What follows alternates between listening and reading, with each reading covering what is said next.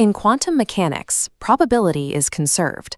If the likelihood of finding a particle in one region drops, that probability reappears elsewhere in space. We can visualize this shifting probability as a fluid. High probability areas correspond to dense regions of this fluid, while sparse regions represent a low probability of finding the particle.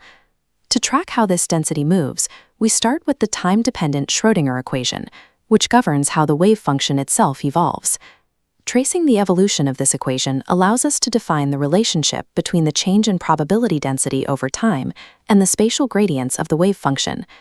Probability density is the wave function psi multiplied by its complex conjugate, psi star. Since our starting equation only gives us psi, we first need to construct a matching equation for the conjugate. We derive this by taking the complex conjugate of the entire Schrödinger equation, flipping the sign of the imaginary I, and adding asterisks to the wave functions. The potential energy, V, remains unchanged. Because V is a real, physical observable, its complex conjugate is simply itself. We now have two parallel equations, the original and its conjugate. These provide the necessary terms to find the rate of change for our probability density. To build the psi star psi terms we need, we multiply the original equation by psi star from the left and the conjugate equation by psi. We can then isolate the time evolution of the density by subtracting the two results. Look at the potential energy terms. Since V is real, these terms are identical in both equations and cancel each other out during subtraction. With the potential energy terms gone, the equation now focuses entirely on the spatial gradients of the wave function. We can now condense this messy result using the rules of calculus in reverse. On the left, the two time derivative terms follow the product rule. This collapses into a single derivative of the probability density. On the right side, we pull out the divergence operator from the spatial terms, which groups the remaining gradients into a single bracketed expression. Before we move on, pause the video. See if you can find the algebraic trig to move this constant to the left side while removing the I from the denominator.